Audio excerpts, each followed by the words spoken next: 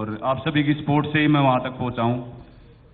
और मुझे लगता है कि जो सबसे मुश्किल टाइम आया था बीच में कोरोना के टाइम, उस टाइम जो हमारी फेडरेशन ने हमारा कैंप कंटिन्यू रखा, और मैं थैंक यू करता हूँ NIS के स्टाफ का भी कि उन्होंने भी हमारा हर टाइम पे सहयोग किया। और उसकी वजह से मतलब हमें कभी भी ऐसे फील नहीं हुआ कि कोरोना की वजह से हमको कुछ प्रॉब्लम आ रही है। हमारा खाना, हमारे डाइट और जो भी रिकवरी का NIS में सब कुछ खुला रहा और बहुत ही अच्छे तरीके से वहाँ पे उन्होंने मेंटेन किया। तो वही उसी का कारण है कि हमारी परफॉर्मेंस अच्छी आई। और मुझे लगता है कि जो अभी बाद में कंपटीशन हुए थे हमारी ग्रांड प्रिक्स, मैं तो नहीं खेल रहा, लेकिन हमारे कई एथलीट्स जो क्वालिफाई नहीं थे, तो वो एक ऐसे मुश्किल टाइम पे जो एक फेडरेशन ने जो कंपटीशन करवाया था वो बहुत ही ज़रूरी था। उसकी वजह से हमारे काफ़ी एथलीट्स ने क्वालिफाई किया और वहाँ पे अपनी बेस्ट परफॉर्मेंस दे सके। तो thank you so much.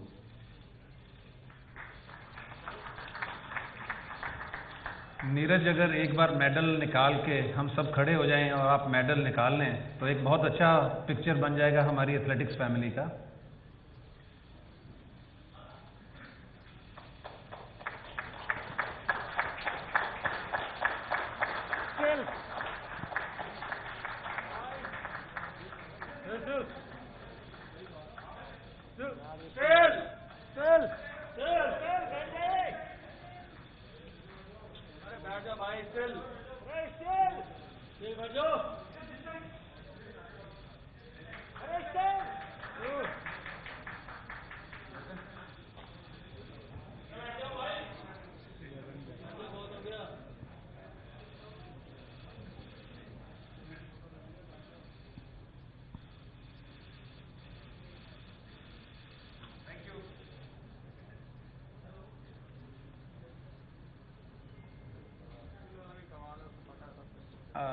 Now I hand over the floor to Mr. Raja Ramanji for question and answer session.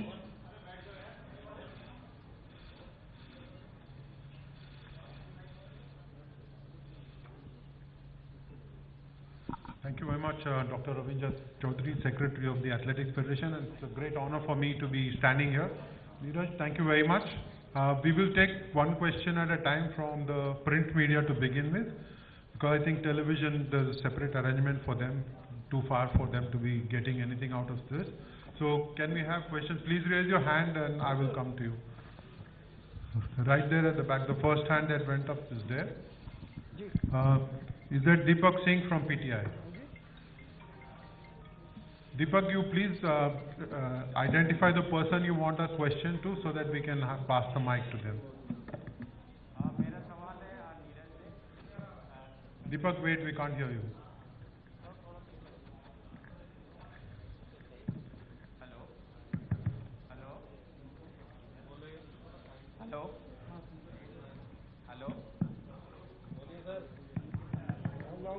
Hello, मेरा सवाल, नीरज, मैं दीपक बोल रहा हूँ, president first of all congratulation. मैं थोड़ा सा आपको 2015-16 का बारे में पूछना चाहता हूँ। आपको नेशनल गेम्स में 2015 में 5th पोजीशन आया था, देन उसके बाद आपको नेशनल गेम में ला गया था। Then at the end of that year still आप 80 क्रॉस हुआ है।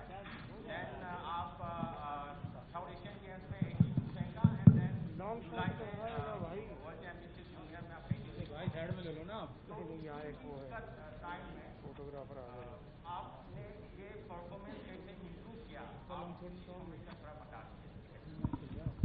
सबसे पहले तो मैं बताता हूँ कि जो नेशनल गेम्स के बाद जो मुझे नेशनल कैंप में लिया गया, तो वो मेरे लिए एक बहुत ही मेरी लाइफ का एकदम चेंज था स्पोर्ट्स कैरियर में।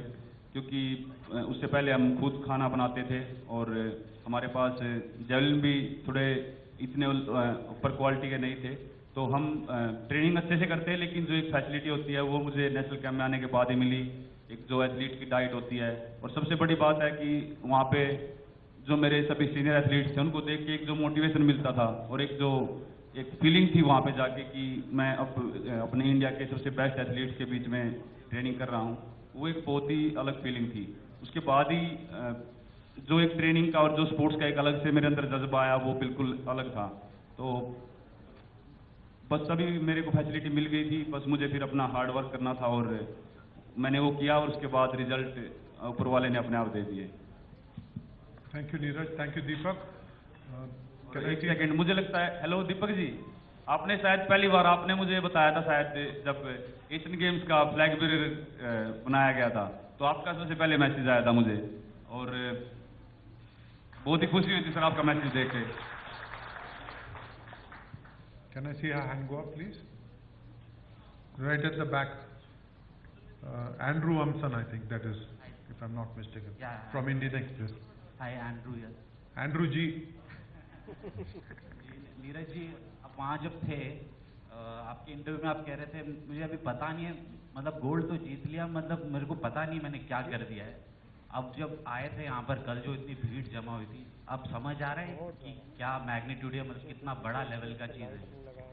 बिल्कुल, क्योंकि वहाँ पे एक मेरा सपना था, मतलब मेरा नहीं, कोई दुनिया कोई भी एथलीट है, मैं सिर्फ इंडियन एथलीट की बात नहीं करता, शायद दुनिया का कोई भी एथलीट है उनका सपना होता है कि ओलंपिक में मेडल जीते हैं और गोल्ड तो एक मतलब गोल्ड से ऊपर कुछ है नहीं। तो मेरा गोल्ड आया और मुझे बिल्कुल विश्वास नहीं हो रहा था सच बताऊं तो, क्योंकि मेडल के लिए मैंने ट्रेनिंग की थी, लेकिन जो वर्ल्ड में जो कंपटीशन चल रहा था वो बहुत ही टफ चल रहा था और बहुत अच्छे अच्छे थ्रोअर थे वहाँ पे, तो मेडल के लिए हमारी पूरी तैयारी थी, लेकिन वहाँ पे उस दिन मैं परफॉर्मेंस दे सका ठीक से और मेरा वहाँ पे गोल्ड आया। तो मुझे ऐसा फील नहीं हो रहा था, क्योंकि एक जैसे सपने में जी रहा था, मुझे लग रहा था कि कहीं ये सपना तो नहीं है। और जब भी मैं गोल्ड को देखता था फिर लगता था कि नहीं यार जीत तो रखा मेरे पास ही है।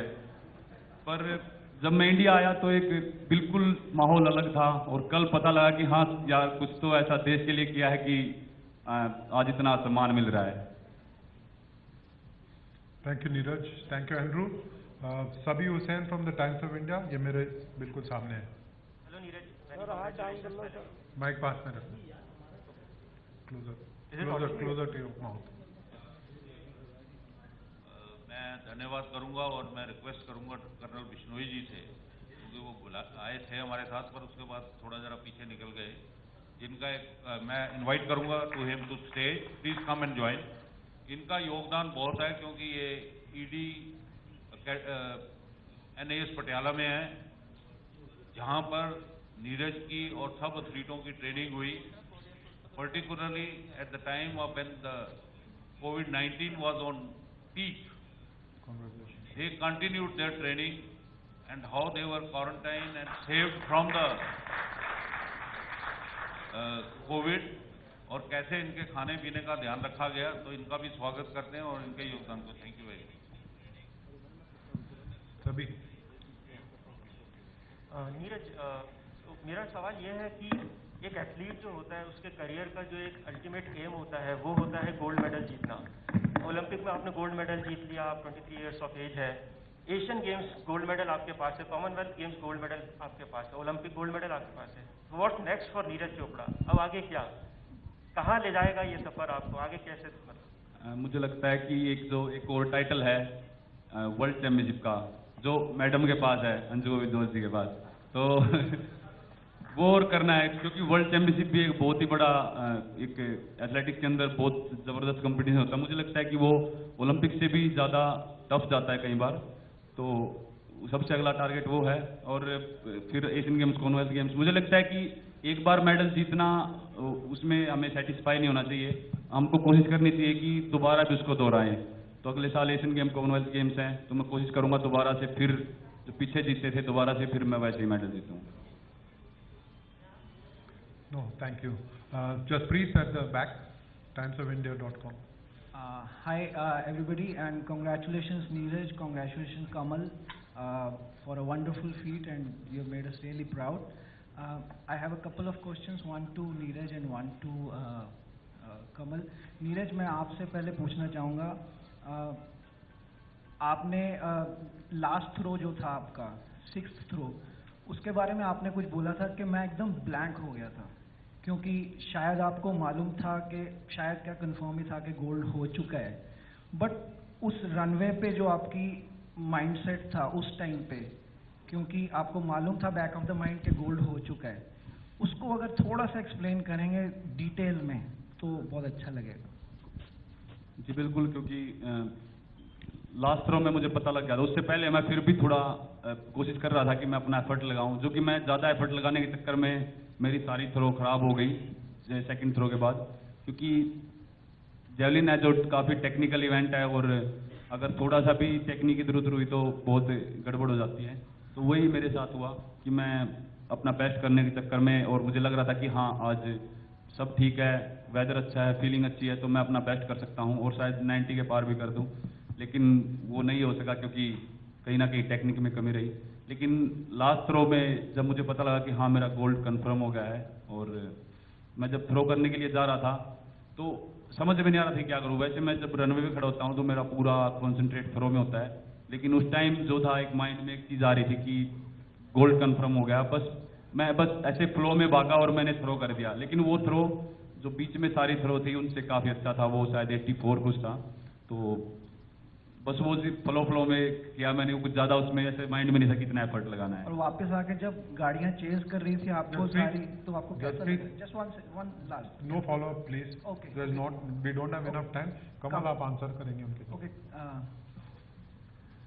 कमल, आपका भी पहला ओलंपिक था, और आपने अनप्रेसिडेंटली बहुत अच्छा किया, आप फाइनल में पहुंची।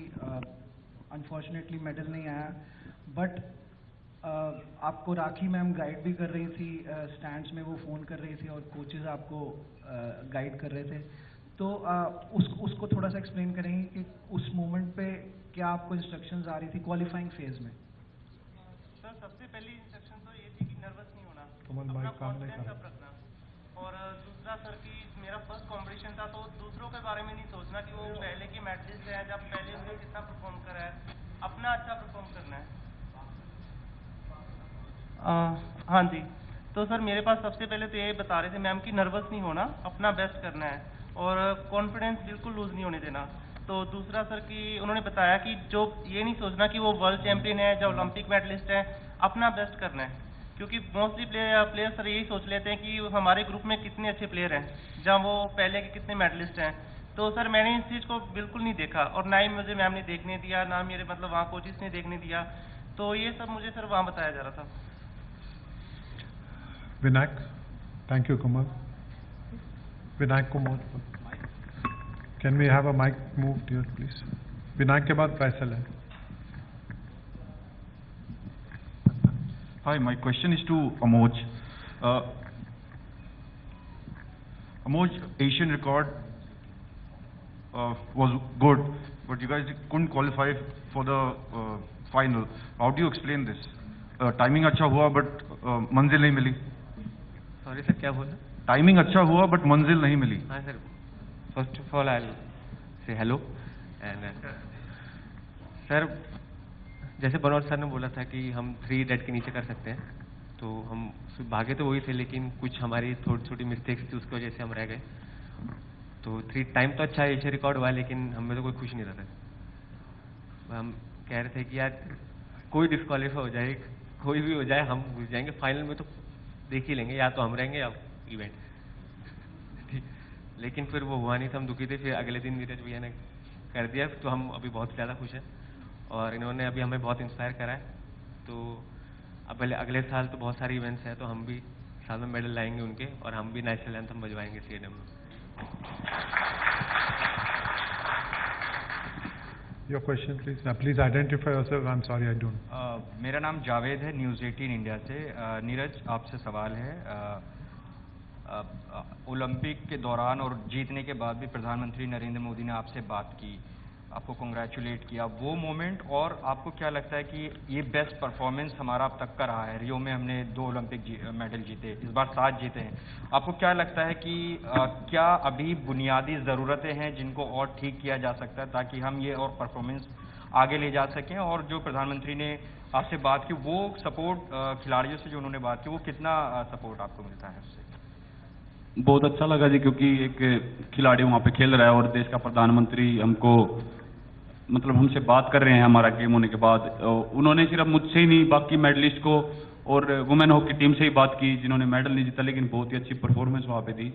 तो ये बहुत ही बड़ी बात होती है कि एक देश का प्रधानमंत्री खिलाड़ियों को इतना सपोर्ट कर रहा है। और मुझे लगता है कि बहुत ही धीरे धीरे करके हमारा जो स्पोर्ट्स है वो बहुत इम्प्रूव हो रहा है। और सबसे बड़ा जो कारण था इस बार परफॉर्मेंस अच्छी आने का वो ये था कि जो खिलाड़ियों के मन में जो एक बात थी, मैं काफ़ी एथलीट से मिला, जितने कोरोना की वजह से सबसे नहीं मिल पाए, लेकिन जितने भी अपने इंडियन एथलीट से मिला, तो इस बार कुछ भी किसी के मन में ये नहीं था कि हाँ हम यहाँ पे आए हैं, सेटिस्फेक्शन नहीं थी कि पार्टिसिपेट हुआ है। सबके मन में कहीं ना कहीं एक मेडल वाली बात थी, तो वो जो एक सोच थी वो कहीं ना कहीं ऊपर उठी है। और मुझे लगता है कि फिजिकली तो स्पोर्ट्स में ज़रूरत है कि है ही, और मेंटली भी बहुत ही ज़्यादा इम्प्रूवमेंट होनी चाहिए, क्योंकि अगर हम फिजिकली फिट हैं और मेंटली कहीं ना कहीं हम वहाँ पे घबरा जाते हैं तो बहुत ही एक हम अपना परफॉर्मेंस अपना वहाँ पे नहीं दे पाएंगे। तो मेंटली और फिजिकली दोनों ही बहुत फिट थे इस बार, इसलिए मतलब कई बार आपने देखा होगा कि वुमेन हॉकी टीम हार गई थी, मैन हॉकी टीम भी हार गई, लेकिन फिजिकली भी और मेंटली भी वो बहुत स्ट्रॉन्ग थे, उनकी टीम बहुत स्ट्रॉन्ग थी, तो वो उन्होंने फिर दोबारा बहुत अच्छा कमबैक किया। तो ये बहुत अच्छा रिजल्ट रहा अपने इंडिया के लिए, और मुझे लगता है कि आने वाले ओलंपिक्स में या गेम्स में और बेटर होगा इससे। Thank you, Neeraj. Thank you, Javed. Faisal and then Kannan. Hi, Neeraj. This is Faisal from Agency France Press. Congratulations to all of you. Neeraj, you've been the star. Can you talk about आप अपनी coaching के बारे में थोड़ा सा बताएंगे? Doctor clause ने जो आपको कोचिंग दी उससे आपको फायदा हुआ? कितना मुश्किल था कोच हॉर्न से स्विच करना डॉक्टर क्लॉज की कोचिंग? जी देखो, जितना मैंने कोच हुए उनके साथ काम किया, वो भी मेरे लिए एक, मैं मानता हूँ कि मैं उनकी रिस्पेक्ट करता हूँ, वो भी मेरे लिए बहुत एक अच्छा रहा, क्योंकि उस साल मैंने कॉमनवेल्थ और एशियन गेम्स में गोल्ड जीता। और जो ट्रेनिंग चल रही थी, मुझे लगा कि कहीं ना कहीं जो टेक्निक है और जो ट्रेनिंग जो स्टाइल है उनका थोड़ा सा डिफरेंट था, लेकिन साथ में क्लाउज भी थे, क्लाउज बार्टोनिक, और उनके साथ मैंने थोड़ी देर ट्रेनिंग की, तो मुझे लगा कि इनका ट्रेनिंग प्लान जो है मेरे साथ बहुत अच्छे से हो रहा है। और फिर बस मैंने कोच हुए उनसे बात की और उनको बताया कि मैं कोच क्लाउज बार्टोनिक के साथ ट्रेनिंग करना चाहता हूँ, और उन सर ने बाकी सभी जो एथलीट से, अनु रानी, शिवपाल सिंह, राजेंद्र सिंह, उनको ट्रेनिंग करवा रहे थे, और मैं और रोहित यादव हम बड़े आराम से क्लाउज बार्टोनिक के साथ ट्रेनिंग कर रहे थे। और उनका जो ट्रेनिंग प्लान है मुझे बहुत सूट कर रहा है। जो वो ट्रेनिंग प्लान बनाते हैं वो एक एथलीट की बॉडी को देख के, और एथलीट को कैसे वर्कआउट की ज़रूरत है, और सबसे बड़ी बात उनके पास बहुत ही पुराना एक्सपीरियंस है, वो बहुत एथलीट के साथ काम भी कर चुके हैं, अलग अलग कंट्री में काम कर चुके हैं, और मुझे लगता है कि वो एक्सपीरियंस जो उनका था वो बहुत काम आया है। तो मैं थैंक यू करता हूँ फेडरेशन का कि उन्होंने उनको बुलाया और इतनी वो हमको सिखा रहे हैं, और आज हम गोल्ड मेडल जीत के आए। Thank you. Kannan. Neeraj, पास में रखना. Hello. Yes.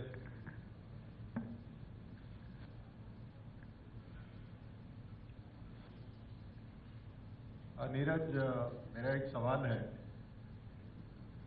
कई एथलीट वर्ल्ड में, खासकर टेनिस जैसे स्पोर्ट में, टोक्यो जाने के पहले उन्होंने निर्णय लिया नहीं जाएंगे। मैं रिपीट करता हूँ, कई एथलीट टोक्यो नहीं गए, विदेश के एथलीट, खासकर टेनिस जैसा स्पोर्ट में और एक और स्पोर्ट में भी कोरोना के डर में नहीं गए टोक्यो। आप इंडिया से यूरोप गए, ट्रेनिंग किया आपने, और फिर आप टोक्यो पहुंचे। रोज सुबह आपका सलेवा एंटीजन टेस्ट कोरोना के लिए, उसके बाद डोप टेस्ट। ये किस तरह से एक एथलीट के माइंड में प्ले करता है? कुछ बताएंगे कि कैसा था मेंटली कि रोज सुबह ये टेस्ट देना है, रोज सुबह वो टेस्ट देना है, उसके अलावा जो असली परीक्षा है वो मैदान में। डोप टेस्ट तो जी मतलब ऐसे हम गेम्स में जाते हैं तो वो कभी भी किसी टाइम भी आके ले लेते हैं, लेकिन मेरे साथ क्या हुआ कि 3 बार उन्होंने बिल्कुल अर्ली मॉर्निंग मुझे उठाया, और मैं स्वीडन से डायरेक्ट मैं टोक्यो गया था, और वहाँ से 7 घंटे का कुछ ऐसा डिफरेंस था टाइम का। तो टोक्यो जो है स्वीडन से आगे था, तो बहुत एक मुश्किल हुई सोने में। वहाँ से 7 घंटे का डिफरेंस था, तो हम सो नहीं पाए टाइम पे, और लेट सोते थे, और सुबह फिर वो जल्दी उठा लेते थे। थोड़ा सा वो मुश्किल तो था, लेकिन फिर हम दिन में वो रिकवरी अपनी पूरी कर लेते थे, कोशिश करते थे कि दिन में थोड़ा अच्छे से रेस्ट करें। लेकिन कोरोना का तो वो सिर्फ हमारे साथ नहीं, सभी एथलीट्स के साथ अभी हो रहा था, और वो बड़ा इजी टेस्ट था, उसमें वो RT-PCR वगैरह नहीं कर रहे थे, वो बस अपना वो बस आप देसी भाषा में बोलो थूक लेते थे उसमें शीशी में इंग्लिश में तो मुझे पता नहीं, तो वो बहुत ईजी था। तो थोड़ा सा बस कोरोना की वजह से थोड़ी मुश्किल आ रही है, क्योंकि कई एथलीट्स को ओलंपिक छोड़ना ही पड़ा, और बिल्कुल वहाँ पे एक USA का पोल वाल्टर था, वो बिल्कुल एथलेटिक्स शुरू होने से पहले ही वो पॉजिटिव आ गए, और बहुत अच्छे पोल वाल्टर थे। तो कई एथलीट्स को दिक्कत आई, और माइंड में बस कहीं ना कहीं यही था कि केयर रखनी है, कहीं हमारे साथ भी ऐसा ना हो जाए, बस ये थोड़ा डर था, बाकी तो अपना पूरा फोकस अपनी परफॉर्मेंस पे था। Thank you. Thank you, Kanan. Thank you, Neeraj. Last couple of questions, one from Neeru and one from Rajaraman after that. Neeraj, Neeru Bhatia, Week magazine से एक सवाल ये पूछना था, आपकी पहली तो थ्रोज बहुत बढ़िया रही फाइनल में, और कोच ने भी और आपने भी बोला है कि टेक्निक वाइज सब ठीक गया था, लेकिन इस टेक्निक को और फर्दर आगे इम्प्रूव करने के लिए आपको क्या लगता है, आपको क्या करना है, कैसे अपनी टेक्निक और इम्प्रूव करनी है, किस चीज़ में करनी है, ताकि बेहतर, जो आप सब बोलते हैं कि 90 मीटर आपने ट्रेनिंग में भी फेंका हुआ है 90 मीटर, तो वो कंसिस्टेंटली परफॉर्मेंस अच्छी आती रहे। देखो जी, मुझे लगता है कि जो 90 मीटर की जो तैयारी है वो मेरी थी इस बार, और वो मैं बोलना चाहूँगा कि वो मैं पिछले कुछ सालों में भी मैं उसके आसपास हूँ। और जेवलिन एक ऐसी चीज़ है कि अगर आप थोड़ा सा भी अगर सही तरीके से उसको एक सही एंगल पे थ्रो कर दो और थोड़ा सा टेक्निक ठीक रहे, तो वो 2-3 मीटर तक चली जाती है। तो मैं काफ़ी करीब हूँ 90 मीटर के, और बस मुझे थोड़ा सा ध्यान देना है अपनी कुछ एंगल ऑफ रिलीज पे और थोड़ा टेक्निक पे, वो मैं कोच के साथ बात करके उस चीज़ को हम प्लान करके अच्छे से करेंगे। इस साल मैं नहीं कर पाया क्योंकि मेरा बहुत मैं सोच रहा था कि मैं इस साल कर दूंगा, और बहुत मैंने मेहनत की थी इसके लिए, लेकिन मैं मानता हूं कि अगर चलो 90 मीटर नहीं हो पाया, लेकिन जो सबसे ज़रूरी चीज़ थी एक ओलंपिक मेडल और वो गोल्ड मिला है, तो मैं इस चीज़ से काफ़ी खुश हूँ। और 90 मीटर का बिल्कुल मेरा एक बहुत वो भी एक सपना है, और वह मैं ज़रूर पूरा करूँगा। Thank you Neeru, thank you.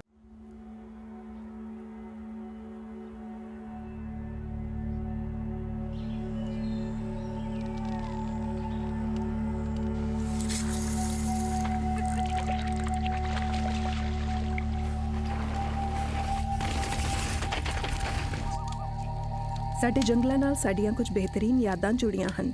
ਸਿਗਰਟਾਂ ਨੂੰ ਜ਼ਿੰਮੇਵਾਰੀ ਨਾਲ ਵਰਤੋ ਅਤੇ ਜੰਗਲੀ ਅੱਗ ਦਾ ਕੋਈ ਵੀ ਸੰਕੇਤ ਦਿਖਣ ਤੇ ਸੂਚਿਤ ਕਰੋ। ਬ੍ਰਿਟਿਸ਼ ਕੋਲੰਬੀਆ ਦੀ ਸਰਕਾਰ ਵੱਲੋਂ ਇੱਕ ਸੁਨੇਹਾ। का भी हो रहा है एथलेटिक्स फेडरेशन ऑफ इंडिया का कि एक उन्होंने एक ऐसी चीज़, एक मेरे उस दिन को एक ऐतिहासिक बनाया है, और मैं मानता हूँ कि मैं अपने आप को बहुत ही एक भाग्यशाली मानता हूँ कि मैं एक इंडियन स्पोर्ट्स में, एथलेटिक्स में, खासकर जेवलिन थ्रो में एक मैं वो ऐसा बन पाया कि बाकी जो बच्चे इस गेम में आना चाहते हैं और उनको ये सोचने का वो नहीं मिला है कि यार पता नहीं हमारा इसमें करियर कैसा होगा या फिर हम क्या कर पाएंगे, क्योंकि उनको अभी सर ने बताया कि अभी कंपटीशन होंगे, जेवलिन भी मिलेगी, सभी फैसिलिटी मिलेगी। तो मैं बहुत खुश हूँ जी मैं कि जो बच्चे करना चाहते हैं उनके काम आया, और मुझे बहुत खुशी होगी कि और हमारे जो जूनियर एथलीट हैं वो निकल के आए और ज़्यादा हमारे देश के मेडल है एथलेटिक्स में। Thank you Neeraj, thank you. Before we close, can I ask the chief coach, Dr. Radhakrishnan Nair, to come over here and say a couple of words, because there were no questions to him. I would like him to come and share his thoughts on the Olympic campaign. Just a very brief.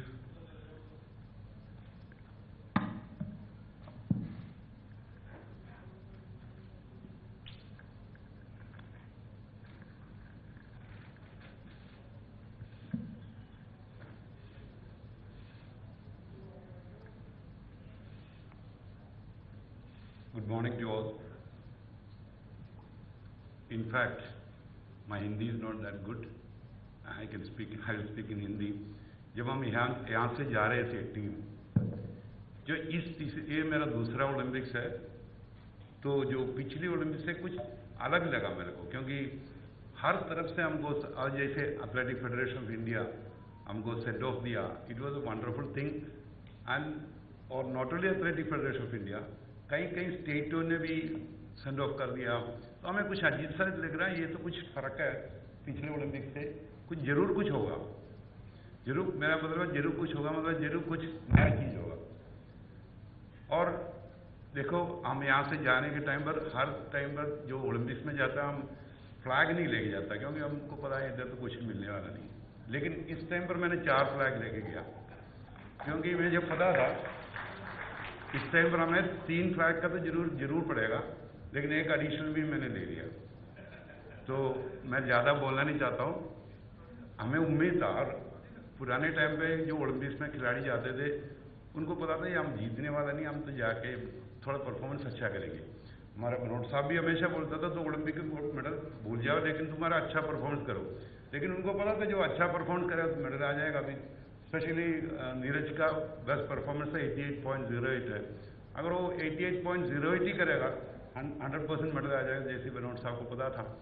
इसलिए हमेशा बोलते हैं tension में न डालने के लिए, pressure में न डालने के लिए आप अपना अच्छा परफॉर्मेंस करो। बट आजकल का जो हमारा जो जितनी एथलीट जा रहा है, वो सोचता है हम ओलंपिक्स में कुछ कर सकता है, जीत सकता है। उनका हौसला बढ़ा हुआ है, and I am fully this is been made by many meetings made by the federation, by president, our planning committee chairman, Dr. Banod Saab, and all, even secretary general. We used to have in this pandemic period, most of every month there was meeting, and I really thankful to Athletic Federation of India to support us in the pandemic situation. Nobody will be able to understand the stress they came across through the pandemic period, 2 months. That is complete lockdown. ABP